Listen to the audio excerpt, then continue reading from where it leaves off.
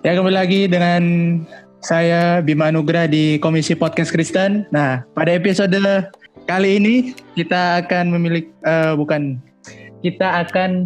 memiliki kayak bentuk yang berbeda begitu dibandingkan dengan episode-episode sebelumnya. Nah, sekarang saya sudah bersama dengan kedua teman saya, yaitu Samuel Nicholas dan Juan Pierre untuk episode cerita anak seminari kali ini. Mantap. Silakan memperkenalkan diri. Mulai dari siapa nih? Sam. Aku. Silakan Sam. Perkenalkan, nama aku Samuel Nicholas. Aku asalnya dari Jambi. Saat ini umur 19 tahun. Masih 18 tahun. Umur sendiri lupa. Saat ini sedang menempuh studi di Seminari Kitab Asia Tenggara seperti saat semester 2 tahun ini. Kalau Tuhan izinkan akan masuk ke semester 3 nanti. Oke, mantap. Lanjut Juan Pierre. Oke. Nama saya Juan Pierre, tapi panggilannya Pierre. Umur tepat 18 tahun 4 hari, weh. Oh iya benar juga ya. Baru ulang tahun benar.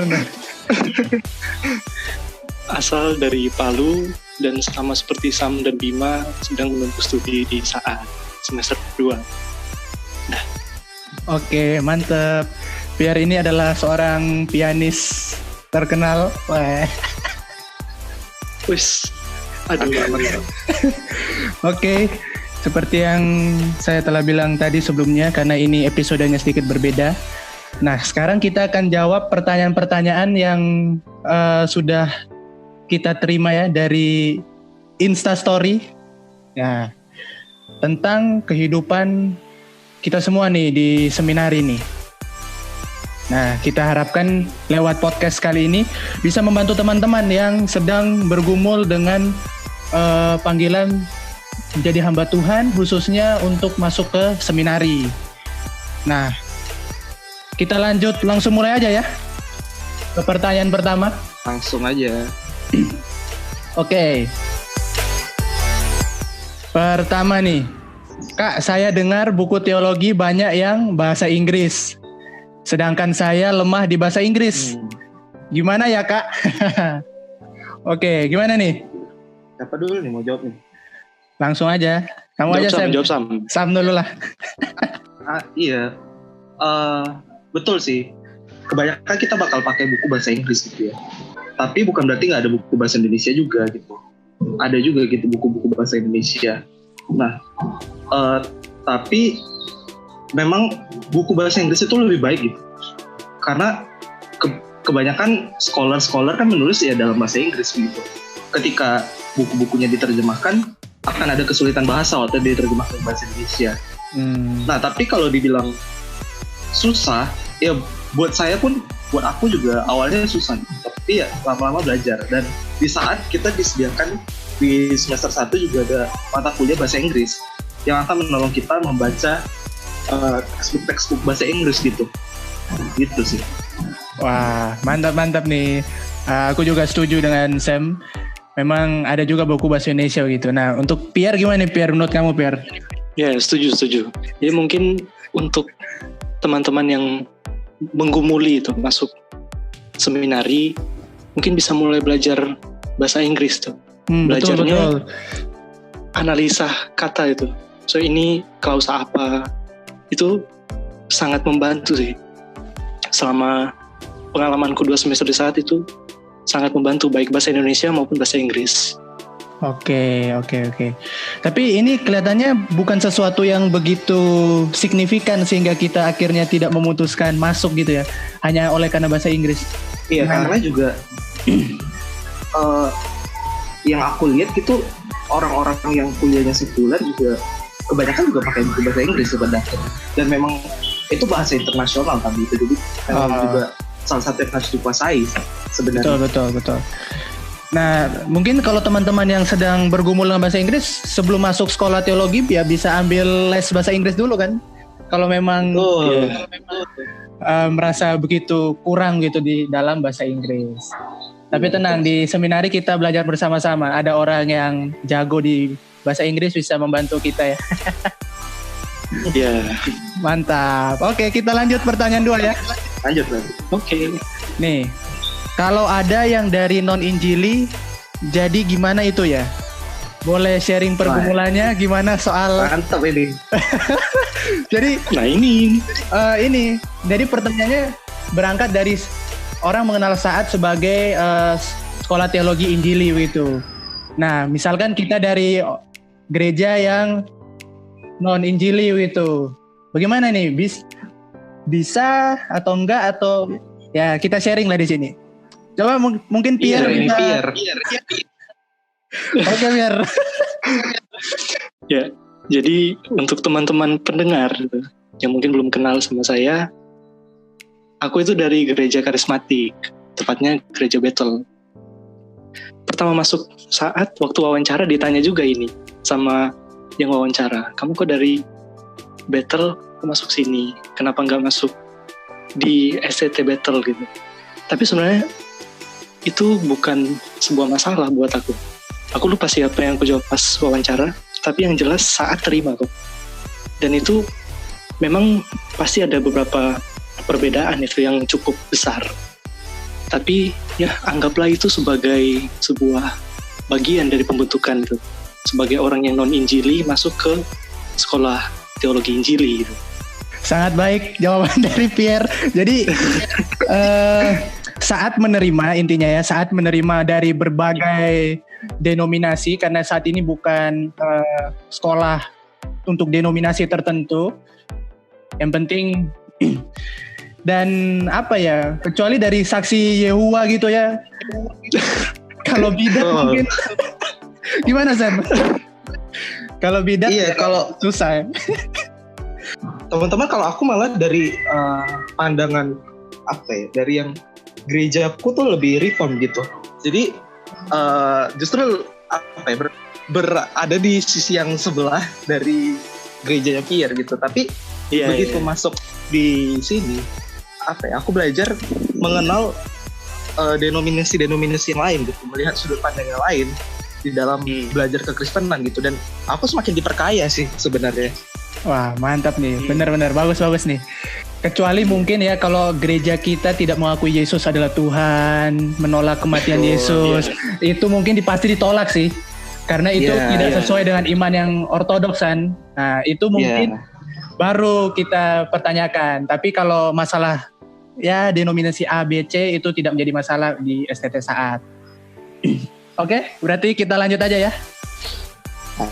Lanjut. Pertanyaan 3. Sekolah seminari artinya bakal jadi pendeta aja ya? Gak bisa kerja yang lain. Nah, gimana nih? Menarik itu. Aku aja ya jawab ya, coba ya. Coba. Gimana, Ben? Kalau aku sih lihatnya sekolah seminari tidak harus jadi pendeta sih. Bisa jadi kita misionaris mungkin, ataupun profesi di luar agama. Misalnya kita melayani di bisnis, atau apa ya? Menurutku bukan hanya pendeta sih. Gimana menurut kalian? Iya. Aku setuju sih. Setuju. Dan kenapa sih? Karena ya kalau dibilang, tapi sebenarnya ketika kita masuk seminari kan sebenarnya kita harus udah tahu dengan dan jelas gitu lah dengan panggilan kita gitu. Meskipun pada akhirnya nanti ya sebenarnya bisa, tapi kalau gitu buat apa gitu kan masuk seminari? Tapi bukan berarti nggak bisa sih, bisa aja sih sebenarnya. Iya. Lagian juga, ya kalau ininya Saat kan membentuk jadi hamba Tuhan ya, bukan spesifik pendeta. Kalau kita lihat pengertiannya hamba Tuhan itu luas gitu, gak cuma ya jadi pengurus di gereja atau jadi pendeta. Tapi kalau kita tarik makna dari hamba Tuhan itu bisa-bisa aja sih sebenarnya. Tapi kembali lagi ke yang Sam bilang tadi, ketika kita masuk seminari pasti kita ada panggilan gitu. Betul, oke. Jadi kita kembali lagi ya menggumulkan panggilan kita bersama Tuhan berarti ya. untuk Iya. selanjutnya setelah dari seminari begitu. Oke, lanjut. Apa bedanya anak seminari sama anak kuliah sekuler? Apa nih? Kita by the way belum ada yang ini ya, kuliah sekuler ya. Kita lulusan SMA semua. Iya. Tapi ya mungkin kita punya lah ya teman-teman yang kuliah Iya. sekuler gitu. Apa ya Kalau sekuler? aku sih lihatnya ya kita yang seminari kan tinggalnya di asrama gitu ya. Betul. Oke. Kebanyakan kuliah sekuler kan tinggal mereka tinggal sendiri begitu. Antara kalau merantau bisa tinggal di kos, atau kalau memang di tempat aslinya tinggal ya sama keluarga begitu. Kalau kita tinggal bersama-sama dengan semua mahasiswa lain gitu. Iya. Mungkin itu salah satu gitu. Dan selain itu seminari ini selain tinggal di asrama, mereka ini pembentukannya secara holistik. Jadi tidak hanya Betul. intelektual, tapi juga secara iman dan rohani begitu. Mungkin ada universitas sekuler lain yang menawarkan tinggal asrama kan, tapi tidak menawarkan pembentukan selayaknya di seminari begitu. Beda kan asrama seminari dan asrama kuliah sekuler gitu. Kalau dari segi pelajaran ya nggak beda-beda jauh sih ya, cuma beda subjeknya aja ya, beda topik. Iya, tetap 144 SKS untuk sarjana. Ya benar juga. Sama aja sih. Iya. Nah, kita lanjut ini lebih ke arah panggilan nih. Pertanyaannya gini, gimana awalnya tahu kalau ada panggilan untuk sekolah di seminari? Siapa dulu nih? Biar. Ya, biar. Aduh. Oke. Jadi sedikit cerita latar belakang. Aku dari kecil tidak ada cita-cita mau jadi hamba Tuhan. Dulu pengennya jadi musisi. Jadi dari kecil fokusnya jadi musisi gitu. Dan orang tua juga kasih kebebasan gitu. Aku mau jadi apa terserah. Nah, aku bilang sama mereka aku pengen jadi musisi dan mereka setuju. Kelas 3 SMP aku rencananya mau lanjut SMA di Jogja, ambil SMA musik, tapi batal. Oke, masuk SMA biasa, rencananya kuliah, masuk sekolah musik gitu. Tiba-tiba ada satu kejadian yang bikin aku berbalik gitu. Dan kejadian itu adalah gempa. Nah, ini gempa Palu, ini tsunami Palu ya Pierre ya? Iya. Waktu itu 28 September itu. Singkat cerita, aku kena likuifaksi namanya. Itu ya kalau teman-teman pengen cari tahu lebih ya cari di Google lah. Videonya juga kalau penasaran. Tapi momen itu yang bikin aku akhirnya sadar gitu. Kalau aku ini sebenarnya tidak ada apa-apanya gitu. Kalau nyawaku ini bisa tiba-tiba hilang gitu, nggak ada yang tahu. Jadi selama gempa itu bikin aku sadar gitu, selama aku masih punya kesempatan, ya aku pengen kasih yang terbaik, bukan untuk manusia, tapi untuk Tuhan. Dan sejak saat itu aku memutuskan untuk berbalik dan mau jadi hamba Tuhan. Jadi Tuhan menggunakan peristiwa ini ya di Palu ya? Iya. Oke. Kalau Sam gimana Sam? Kalau aku dulu sempat ikut semacam retreat begitu yang diadakan sama STMI. Jadi itu Stephen Tong Evangelical Ministry. Nah, itu tahun 2012 diadakan di Kemayoran, di RII Kemayoran. Waktu hari terakhir itu kan biasa retreat begitu, hari terakhirnya bakal ada KKR gitu ya. Dan ketika KKR itu ada callingnya begitu terakhirnya. Dan di calling terakhir adalah panggilan mengenai siapa yang mau memberikan hidupnya sepenuhnya kepada Tuhan. Jadi hamba Tuhan gitu. Nah di momen itu rasanya gelisah gitu. Ada perasaan gelisah di dalam hati ini yang kayak nyuruh diri sendiri tuh untuk maju, untuk terima panggilan itu begitu. Oke. sempat ada struggle di dalam diri untuk menolak itu gitu. Tapi ketika hati itu makin gelisah, akhirnya diserahkan diri, maju, dan ya setelah itu jadi tekad untuk masuk seminari, belajar Alkitab baik begitu.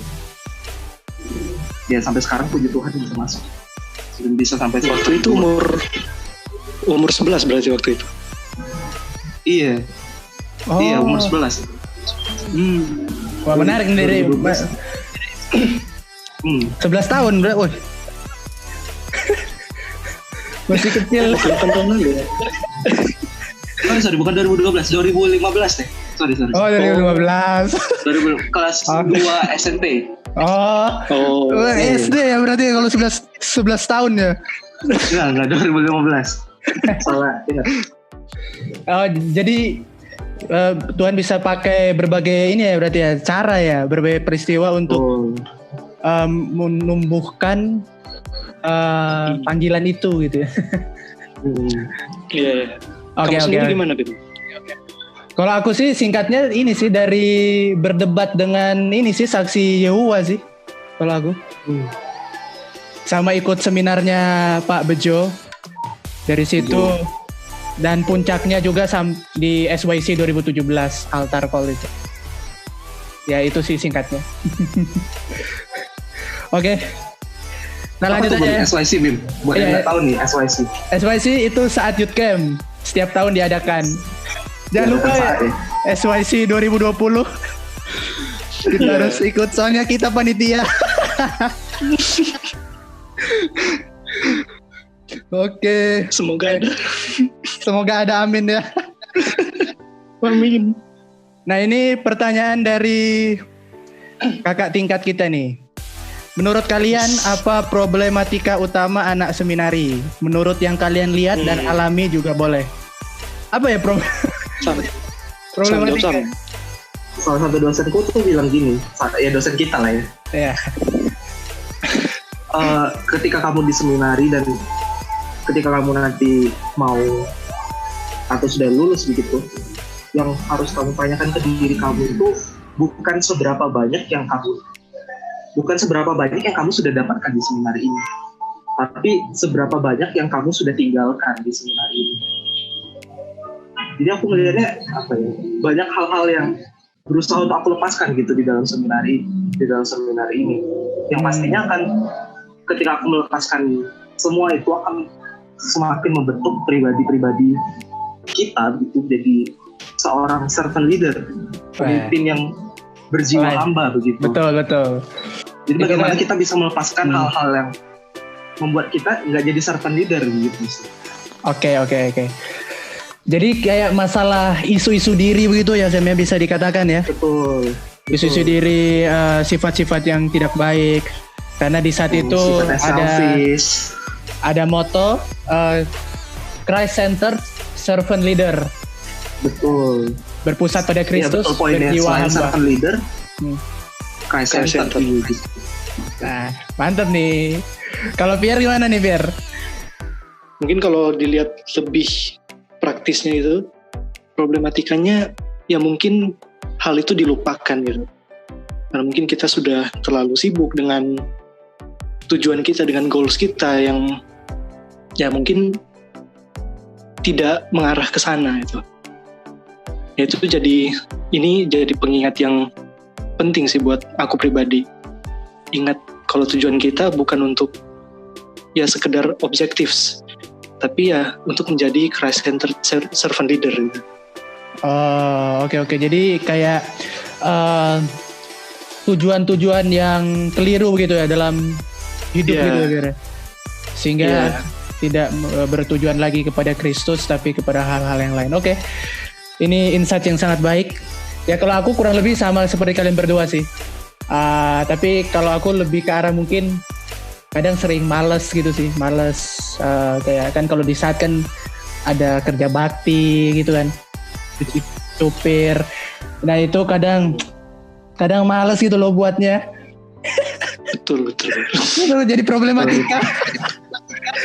Aduh. Aku pernah loh ya, kayak 1 minggu itu males ngapa-ngapain, kerja bakti males, cuci piring males gitu. Tapi Terus ada waktu kuliah itu- juga lagi. Iya, kuliah Ah. lagi, masih aktif ya.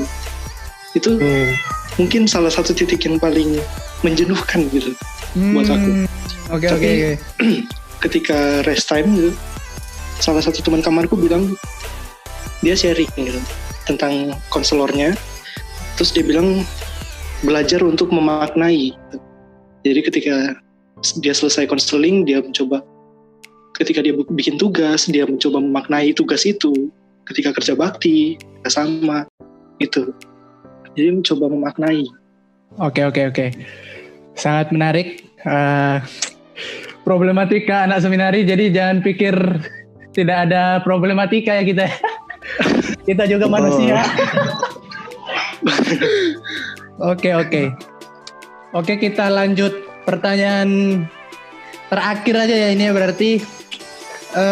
Apa suka duka sekolah di seminari? Atau rasanya gimana sih sekolah di seminari? Senang atau susah atau sedih atau apa? Nah gimana nih? Apa ya? Ada lah pasti suka dukanya ya. Kayaknya kita lebih dekat gitu sama orang-orang lain gitu, karena kita tinggalnya bareng kan ya, tinggalnya bareng, hidupnya bareng gitu. Dan dengan makin dekat sama yang lain tuh bisa jadi suka, bisa jadi duka juga sih, karena Rumit ya, kompleks nih. rumit. betul Iya. Di satu sisi bisa kita makin mudah dekat sama yang lain gitu ya, tapi juga tidak bisa dipungkiri bahwa ya terkadang ada clash juga gitu sama yang lain gitu ya. Oh ya, ngerti. Oke. Kalau dari kehidupan ya begitu ya. Kalau kehidupan sehari-harinya sih. Kalau Pierre gimana Pierre? Tidak bisa main piano lagi nih. Oh iya. Apa Pierre? Ya, itu sih salah satu bagian dari melepaskan gitu. Melepaskan apa nih Pierre? Jelas dong. Aduh. Melepaskan hobi. Oh, hobi. Ya, main Hobi. piano kan. Nah, atau mungkin kalau kita senang main game gitu, pas masuk saat tuh waktunya tidak terlalu memungkinkan untuk main game. Jadi harus dilepaskan.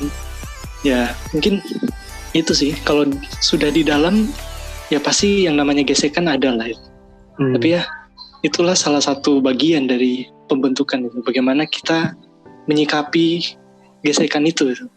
Kalau katanya salah satu teman kita, ya kalau tangan kayak berdoa gitu, itu namanya apa ya?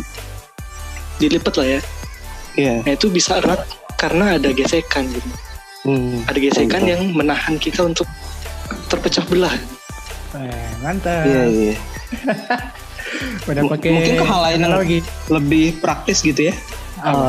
Yang lebih praktis sukanya itu kalau kita kan tinggal di sana gitu, terus ya jadi ya makan juga di sana gitu, tidur juga di sana. Sukanya mungkin ketika misalnya kita di menu makanan itu menu yang kita suka gitu ya, atau menu yang enak gitu. Betul. Setuju. Atau hal praktis lain misalnya ketika kita dapat teman kamar yang enak begitu, itu bakal jadi hal yang suka mungkin ya bagi kita. Tapi akan dalam tanda kutip duka ketika misalnya dapat teman kamar misalnya kurang cocok gitu. Tapi di sisi lain sebenarnya itu juga jadi pembentukan gitu ya buat kita. Iya. Pembentukan kita sebagai hamba kan sebenarnya. Betul. Betul.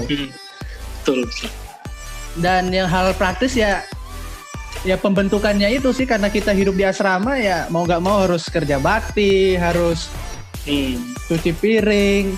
Ya siapa sih yang nggak duka gitu loh? Pastilah secara normal lah ya. Kalau kita dari kehidupan di rumah yang dalam tanda kutip lebih santai, lebih ini, sekarang kita dituntut untuk melakukan sesuatu gitu, bangun pagi jam 5, ya pasti dalam ya secara manusiawi juga merasakan aduh gak enak, mengeluh gitu kan. Ya tapi sekali lagi itu kan bagian dari pembentukan kita gitu. Tapi kalau hal yang suka lain sih, kalau di saat puji Tuhan kampusnya itu nyaman sih menurut aku. Betul. Banyak yang bilang kayak hotel. Betul. Terus perpustakaannya begitu besar dan lengkap. Iya, betul. Jadi saat juga 5 kan, 5 lantai bener kan? Iya betul. Nah, membantu kita juga di bidang akademis kan. Iya. Tapi mungkin kita ini berbicara dalam konteks kita sebagai ini ya mahasiswa saat ya. Tapi mungkin garis besarnya sih akan sama juga sih di STT lain mungkin atau seminari lain. Yaitu ada pembentukan karakter yang mungkin berbeda-beda kan di STT lain. Terus tetap akan menemui sebuah kejenuhan juga sih kalau aku. Ketika kita belajar terus-menerus satu bidang itu, ya ada satu titik juga kita akan jenuh. Oke, itu pertanyaan terakhir dan sekaligus menutup podcast Q&A kita pada episode kali ini. Nah, ini yang terakhir sekali closing statement gitu dari Sam dan Pierre. Oke, kata-kata lah untuk teman-teman yang mungkin sedang bergumul dengan panggilan ini. Singkat-singkat lah. Apa Sam? Ayo. Ya, aku dulu ya. Teman-teman, apa ya? Aku percaya tiap profesi gitu ya itu merupakan suatu panggilan. Jadi bukan hanya kita yang atau kami-kami yang ada di seminari ini yang dipanggil Tuhan. Mungkin teman-teman yang menjalankan profesi atau studi teman-teman di tempat yang lain, percayalah itu juga panggilan Tuhan. Tapi ketika teman-teman satu hari punya kegelisahan gitu untuk mau memberitakan tentang kebenaran ini kepada orang lain, ya teman-teman gak perlu takut lah. Tuhan yang memanggil, Tuhan yang akan memperlengkapi, Tuhan yang akan menjaga. Gitu sih. Oke. Pierre, gimana Pierre? Mungkin kalau Samuel untuk orang-orang yang mungkin sedang menggumuli gitu. Aku mungkin untuk orang-orang yang saat ini sedang menjalani gitu. Ya, apapun yang sedang kita hadapi sekarang, ya anggaplah itu sebagai sebuah bagian dalam pembentukan kita. Dan percaya kalau segala hal yang terjadi itu terjadi atas izin Tuhan. Artinya segala hal itu terjadi untuk mendatangkan kebaikan. Wah, mantap ini. Jadi, Mantap. Creator good. Roma 828 ini. Oke, lanjut ya. Ya, begitu. Nah, mungkin dalam masa-masa sekarang ini mungkin sulit untuk melihat hal itu. Tapi percayalah, Tuhan itu tidak berubah. Dia itu tetap Allah yang menopang kita, yang memampukan kita itu menjalani pembentukan kita. Baik ketika kita di seminari atau mungkin seperti saat ini kita sedang di tempat kita masing-masing. Itu sih. Oke, sangat baik. Terima kasih teman-teman sudah bergabung di podcast episode kali ini. Terima kasih untuk Sam, Pierre, dan Thank you. teman-teman yang juga mendengarkan. Kiranya bisa memberkati dan kiranya Tuhan menolong teman-teman dalam menggumulkan panggilan di saat-saat masa seperti ini. Kiranya bisa membantu teman-teman semua. Terima kasih telah mendengarkan podcast ini. Sampai jumpa di episode selanjutnya. Tuhan Yesus memberkati. To God be the glory.